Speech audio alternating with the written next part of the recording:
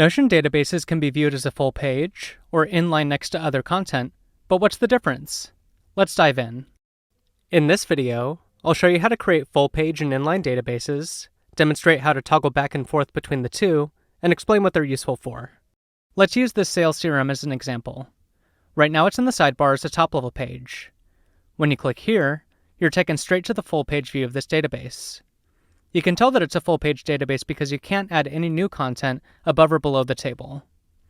The full page view can be helpful for more focused work and gives you easy access to all these menus at the top right. Whenever you use the New Page button and select one of these options from the database section, it'll default to the full page view. But let's say you wanted to streamline your sidebar a bit and nest the sales CRM under the sales team top-level page. You can do this by dragging the CRM into the sales team page, like so. We're still in the full page view, but you can see that we're in a subpage now, thanks to these breadcrumbs at the top left. When we go to the sales page, you'll see that the CRM was added as a subpage, just like all these other subpages.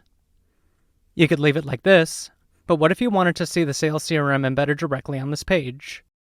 Just hover over the subpage link, click the three-dot button that appears, and then turn into inline.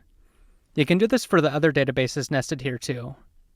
You'll notice that the inline view is a bit more compact. The properties, filter, and sort menus are tucked away in here.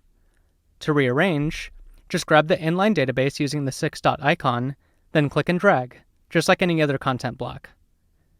This button will take you to the full page view again. It looks just like it did before. And you can use this Turn to Page button to remove the inline view entirely. Or, drag it back into your sidebar to always default to the full page view. Now we're back to where we started. When you're on an existing page like this one, you can use a slash command to quickly create a new database. Let's use /calendar.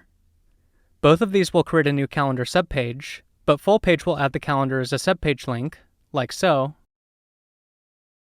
And inline will embed the calendar directly on the current page. Remember, you can toggle back and forth using the Turn into Inline and Turn to Page options. I hope this gives you even more options for using databases so they always fit the task at hand.